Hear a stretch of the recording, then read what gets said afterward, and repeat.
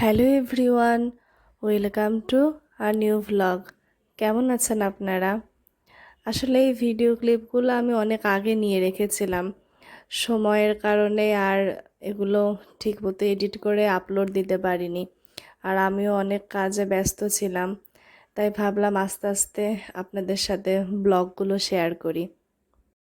আমি daily life ব্লগগুলো continue করতে চাই, কিন্তু আসলে রোজ ভিডিও তুলে আপলোড করতে পারি না। আবার অনেক সময় কাজের কারণেও ভিডিওগুলো ঠিকমতো এডিট করে আপলোড দিতে পারি না, তাই ভিডিওগুলো একটু লেট আপলোড হয়। আমাদের এখানে বৃক্ষ মেলা হচ্ছিল, তো প্রায় শেষের দিকেই আমি একটু বৃক্ষ মেলা দেখতে গিয়েছিলাম। গাছপালা যেহেতু আমার খুবই ভালো লাগে, তাই জন্য ভাবলাম যে একটু ঘুরে দেখি। আর এখন গাছপালারও অনেক দাম হয়ে গেছে, ছোট চারা এবং অনেক রকমের যে বিশেষ বিশেষ ফুল ফলের চারা, এগুলোরও অনেক দাম।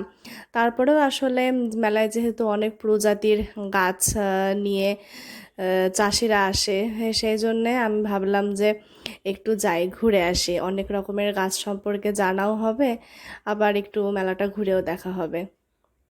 আমার গাছ লাগাতে অনেক ভালো লাগে, কিন্তু গাছের সেভাবে পরিচর্যা করতে পারি না এবং আমাদের বাড়িতে জায়গারও স্বল্পতা আছে, যার কারণে ওইভাবে ফুলের গাছ বা অন্য কিছুর গাছ যে লাগাবো সেই সুযোগটা নেই। তাও আমি আমার শখের দুইটা গাছ খুঁজছিলাম, যে যদি আমি কিনতে পারি তাহলে আমার খুব ভালো লাগবে।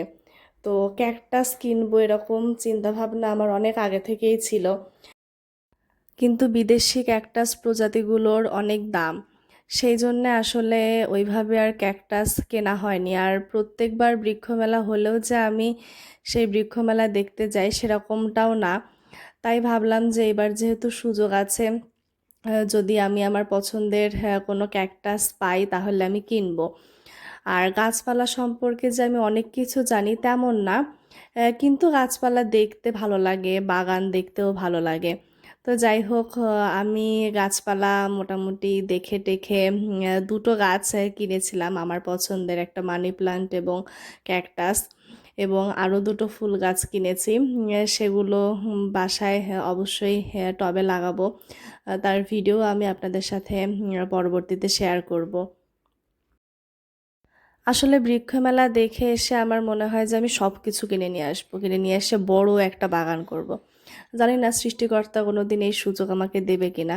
যাই হোক, আমার গাছ কিনে বাসায় ফিরে আসছি। বাসায় ফিরে ফ্রেশ হয়ে বড়মার বাড়িতে চলে গিয়েছিলাম।